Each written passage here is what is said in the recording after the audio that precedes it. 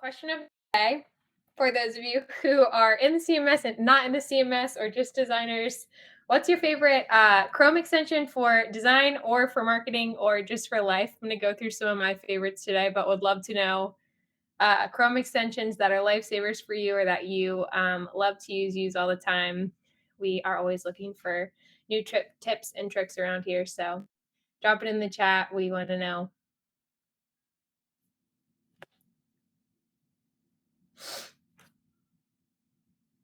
Isabella, CSS Viewer, mine too. I'm going to do that one today.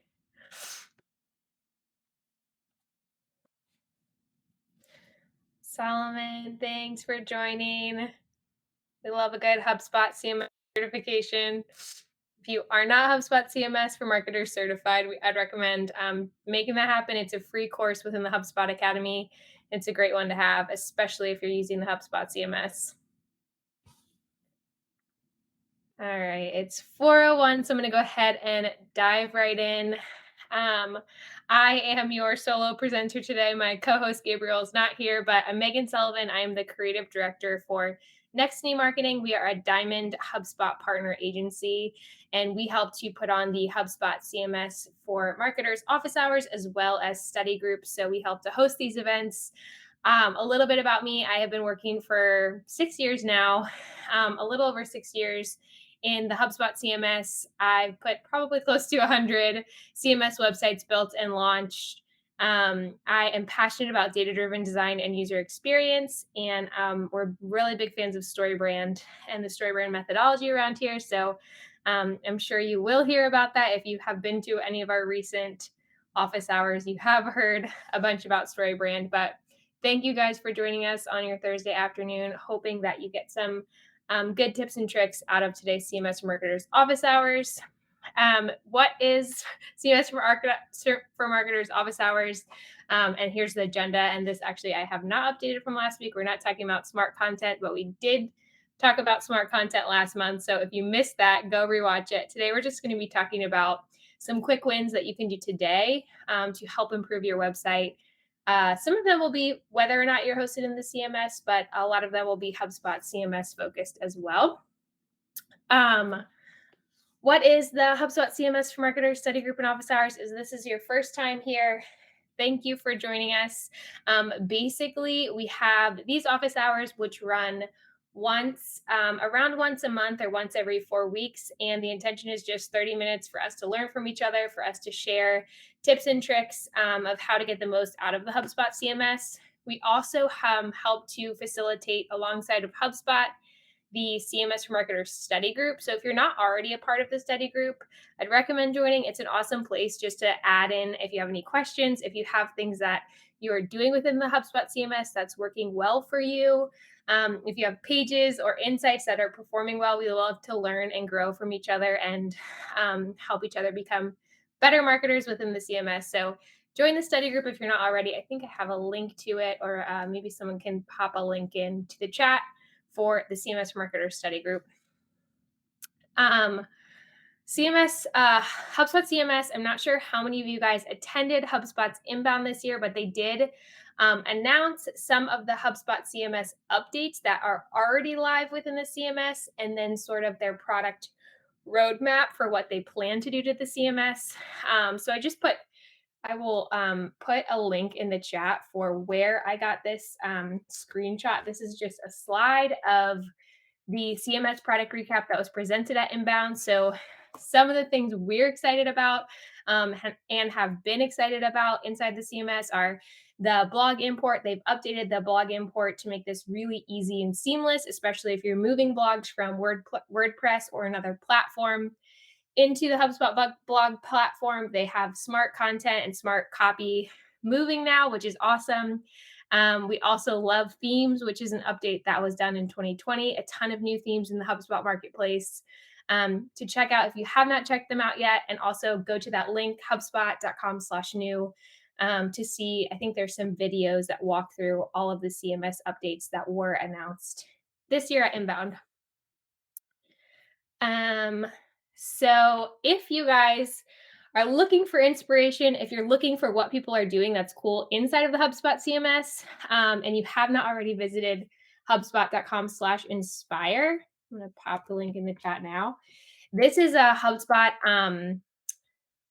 like showcase platform for agencies, for HubSpot CMS marketers, people who are building sites, landing pages, cool features within the HubSpot CMS to showcase and show off their work. So if you're looking for inspiration, if you're looking for cool things that can be done inside the HubSpot CMS, it's a great place to peruse if you are not already aware of it.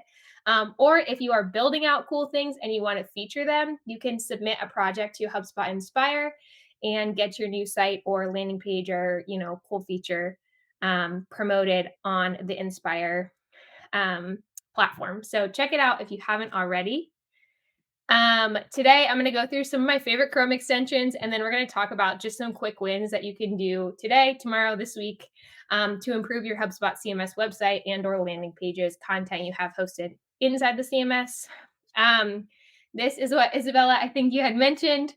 One of my favorite Chrome extensions, if you are not, if you don't have this downloaded, it's called CSS Viewer, and you can actually hover over any element across the website page, and it'll show you the CSS elements for that page, so you can see font styling, font colors, font sizes. You can see border radiuses. It's a lot of awesome information that you can pull from websites. It's something we use all the time inside of HubSpot's websites designing. So it's a Chrome extension that can be a lifesaver. I'd recommend using it. We use it all the time. Another one of our favorite CSS Chrome extensions is Awesome Screenshot. So basically, Awesome Screenshot, well, I think you can do videos on there as well, but it'll allow you to take a screenshot of a full page. So instead of having to take screenshots in sections, you can take a screenshot of a full page. You can mark up the page. You can download it as a PDF. There's a ton of cool things you can do with it, especially if you are designing pages, or maybe you designed a landing page and need to make some edits or mark up some edits to send to a teammate or a client. Awesome Screenshot is a great CSS extension to have on hand. Interested to hear you guys' thoughts on this one when you are sharing videos. I personally love Soapbox by Wistia. It's a really cool video and screen sharing tool where you can create I know some people use Loom, and there are some other tools out there for doing this kind of thing, but I love Soapbox by Wistia. If you guys have other platforms or extensions that you love to share feedback, put them in the chat. But you can actually share your screen. So what I have as a picture over there is my face alongside of my screen. You can share only your screen. You can zoom into certain parts of your screen. And you can edit all right within the editor. And then it has sort of like a nice page that it produces where you can add in a title and just send over a link or a thumbnail and link to maybe a teammate or a client. Jennifer says she uses Vidyard and also vMaker for some cool features. So check those ones out as well. Those are my favorite Chrome extensions. Again, if you guys have ones you're using and you love, put them in the chat.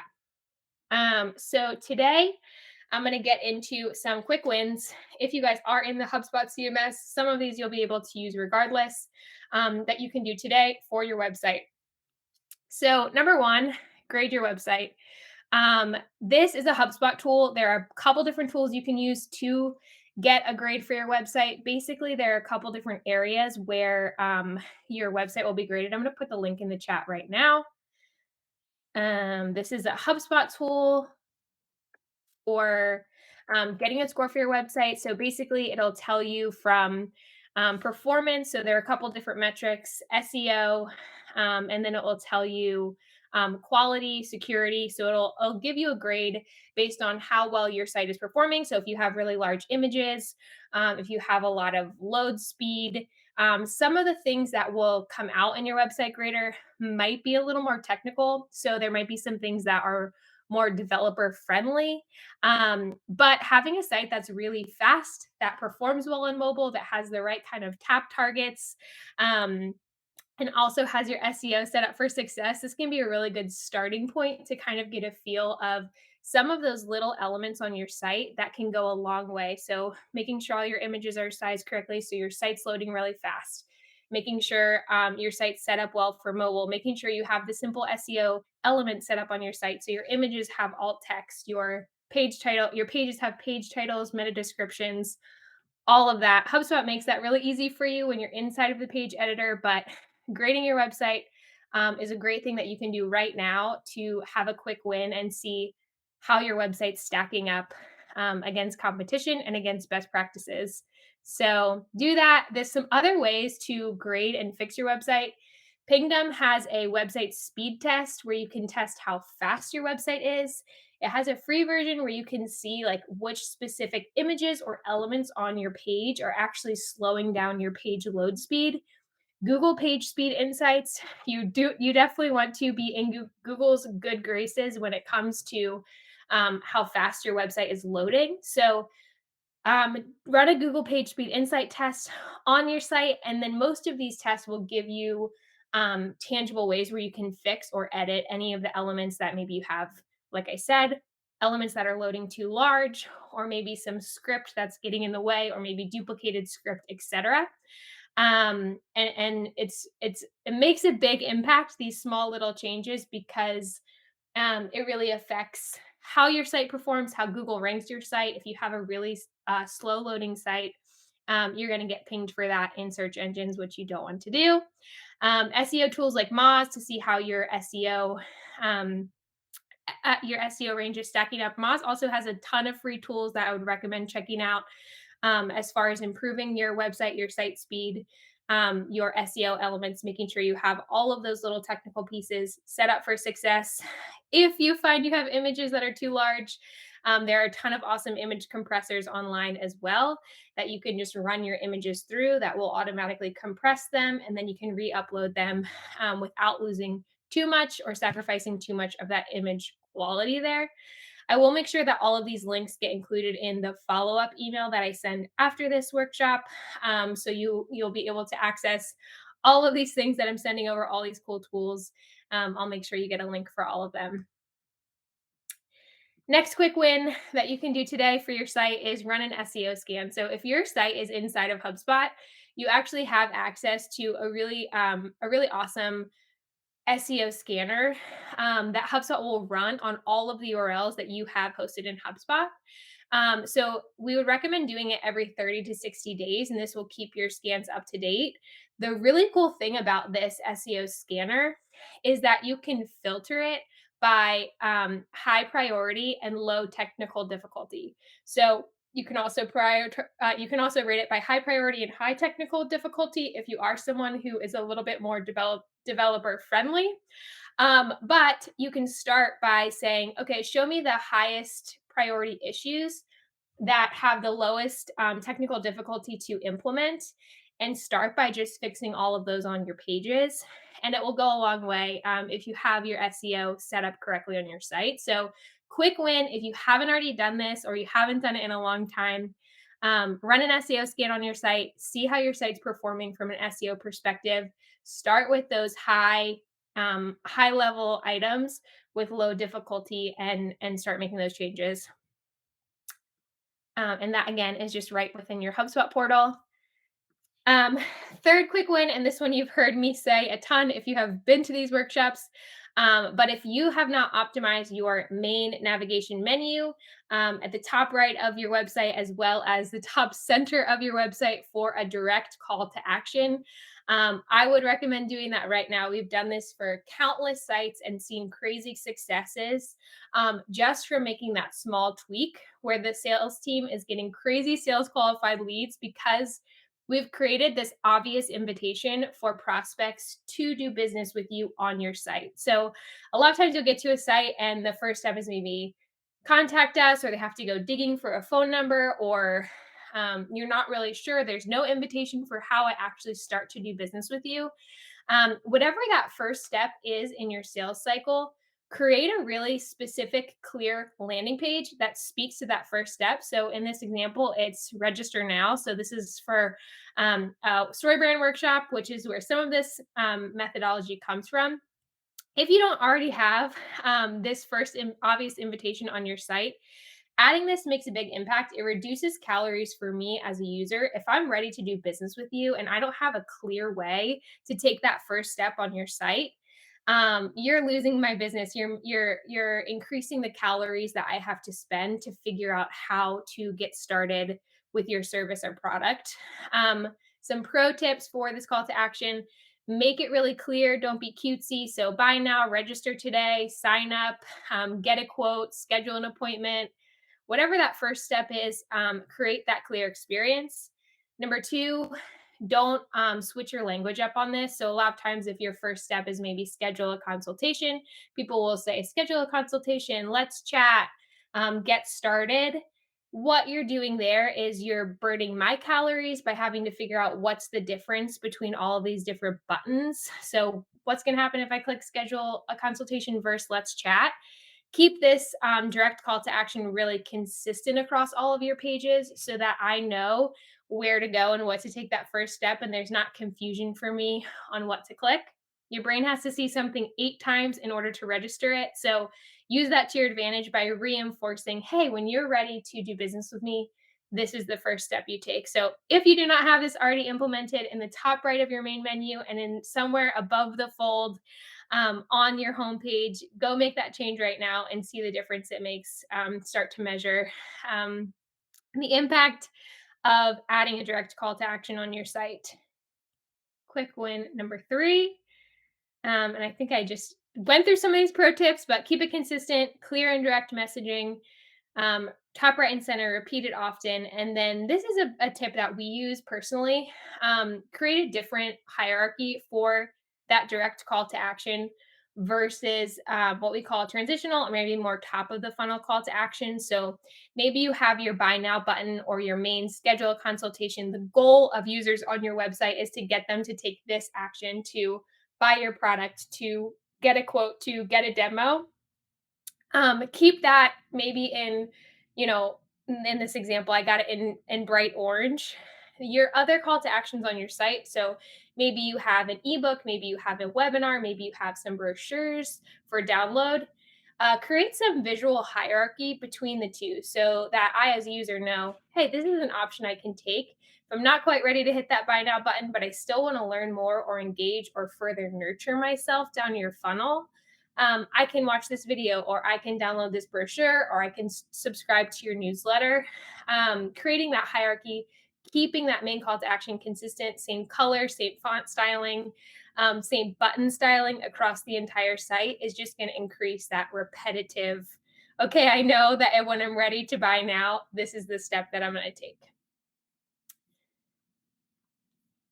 Okay, quick one number 4 is going to be evaluate your top viewed pages. So inside of HubSpot, you have access to probably more data than you know what to do with your website pages. Under website analytics, what I would recommend doing is actually exporting a report of all of your website pages, getting an understanding of how they are performing, taking a look at some of your pages that have absolutely 0 views and saying, hey, should we redirect these? Do we need to take a look at some of the SEO? Are we hiding really important information? Are we burying this? And that's why no one's getting to these pages. Are there some, ways we can revisit or link these pages to other pages if they're important? Doing regular indexing of understanding all of the pages that exist on your website and how they are performing actually goes a long way and makes the cleanup a lot easier the more regularly you're doing this. Some things you want to look for when you're running this report, and this right here I have pulled up just this is inside of a client, inside of their website analytics, and I just have all of their pages and I filtered them by page views. So I would start by looking at the top viewed pages on your site and looking at how are these pages performing. Number one, is this a valuable page? Does it make sense that this page is top viewed? A lot of times people will have one of their highest viewed pages is a blog that's maybe outdated or no longer relevant or speaks to things that is not necessarily directly aligned with their business. So take a look at that. Maybe it is a blog that has a great title, but is not super content specific, or the content is outdated or no longer relevant. It's a great place if you're getting a lot of traffic to this page to update the content according to what's relevant for your business. What are people looking for when they're searching for that title, and make that content really specific. What is the bounce rate of this page? Are people getting to this page and leaving really quickly? So maybe they're not finding the information they want to find on this page. Is the page optimized for conversions? So, especially your top 5 or 10 pages, you want to make sure all of these pages, the top viewed pages on your site, are optimized for conversions. So, I can see here that the third page, there's an investor model page, and it doesn't look like there are any submissions or any new contacts coming from that page directly. So, that tells me maybe I need to optimize this page for conversion. I need to add my direct call to action or my transitional calls to action to this page, so that way someone who is landing on this page, which is the top third viewed page of our site, is actually generating and nurturing leads. So start doing this wholesale evaluation. Take a look at what pages people are looking at, and then start evaluating what makes sense for those pages from there. It's a quick win because you're making the most bang for your buck if you're starting with the pages that the majority of people have their eyes on, and then taking a look at conversion optimizations, content optimizations, and relevancy from there. Maybe you'll just have to edit 5 pages, but it might be the 5 most impactful pages that you can edit or update. So it's an awesome quick win. If you have not done this already, go evaluate your top viewed pages. So those are my 4 quick wins I've got for today. I want to save some time for question and answer. If you guys have questions about the HubSpot CMS, maybe something I touched base on today, maybe something that you just have questions or you're struggling with within the CMS, if you have topics you'd want us to talk about in future office hours, if you have cool things you're doing in the HubSpot CMS that you want to share or feature, I'd love to hear from you. I will be here until 4:30 hanging out. So if you have questions, please drop them in the chat now. We'd love to talk through them. And again, keep your eye out for resources coming from us after this presentation, with links to all of the tools that I talked about in today's chat. I will be hanging out for questions. Jennifer says Web Vitals lets you Google Core Vitals. Oh, cool. So Web Vitals, that's one I'm not familiar with, Jennifer. So thanks for sharing. I'm going to have to check this out right after this. Sounds like it's kind of a website grader experience. Another awesome Chrome extension.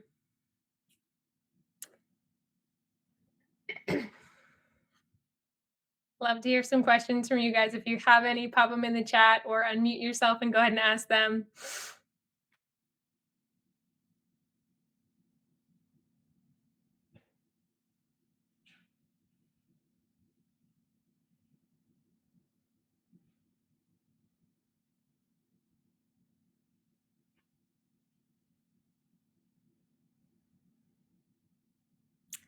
Okay, what's the difference between HubSpot and Marketo in this element? Okay, so specific element you're featuring, I would say HubSpot for, I'm not, give me some context for which element specifically you want to speak on. I'd be happy to chat through that. Ricky's asking, we're migrating from Webflow. Any tips? HubSpot actually has a migrations tool. I'm not sure, Ricky, if you guys are working with the HubSpot migrations team, but if you're happy with the design and style of your website, HubSpot will actually migrate your website the first 20 pages for free. So if you just want to exact copy paste of your Webflow site inside of HubSpot, that's an awesome option to pursue. If you're wanting to design your website yourself, I would definitely look at HubSpot's themes. If you're not familiar with the theme marketplace, I have, if you want to, I'll put my email in the chat. If you want to shoot me an email, I've done some of these office hours specifically on how to choose a good theme, some themes that we love, and then also how to customize and start setting up your theme. So I'd be happy to send you those additional resources. But if you're looking for a new design, that's where I'd start. If you want to continue your current design, I would look into the HubSpot migrations option for a direct copy paste of your site. But okay, web analytics and attribution. Awesome. So HubSpot has a ton of analytics and attribution. I haven't used Marketo a ton, so I can't speak to it probably as much as others on my team. But I know that HubSpot, the power of HubSpot is that you have everything in one tool. So you have all of your website pages, all of your landing pages, all of your emails. You can have your sales, your deals pipeline all in one tool where you can kind of connect each element and see the full cycle of how a lead is interacting with your website. So the data that you have access to within HubSpot is honestly kind of wild. So, yeah, I can send you some more specific details about the specific differences. I know HubSpot has a ton of awesome articles on it, but we're big fans of HubSpot and the wealth of data that you can get by using one platform with a ton of different hubs connected to it. Thanks so much for connecting, guys. If you have topics you'd like to hear about in future presentations, I know we've talked in the past about some smart content. We've talked about how to structure your homepage, how to structure your website pages. We've talked about themes, setting up themes. But if there are topics specifically that you guys want to hear about, we'd love to cover them and make this half an hour as useful and tangible as possible. Thanks, Ricky, for connecting. Thank you guys so much for being here with me on a Thursday afternoon.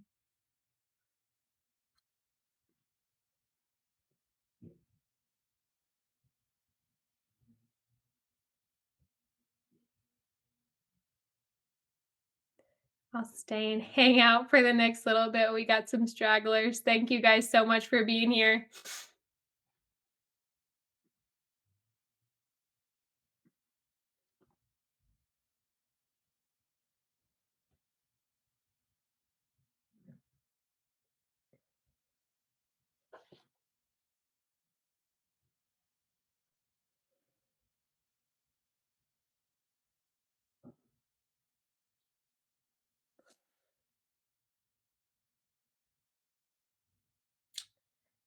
Increase in spam submission. We usually, I mean, typically, if your website is doing well, especially if you're ranking well on SEO, you're going to get a decent amount of spam coming through. I haven't had anyone specifically complain client wise to us about an uptick in spam submission. I know it's a consistent issue and a consistent frustration. And usually it's a sign that your site's performing pretty well because spammers are going to target those kinds of sites. But it certainly can be a frustrating thing to have to funnel out. And sometimes a solution for that, depending on how your site setup is, and how you have your forms set up. But yeah, it's an unfortunate thing that there's not a ton of workarounds in. But I'm not familiar. I'd be interested if you are experiencing a interesting uptick in spam submissions. I'd be curious.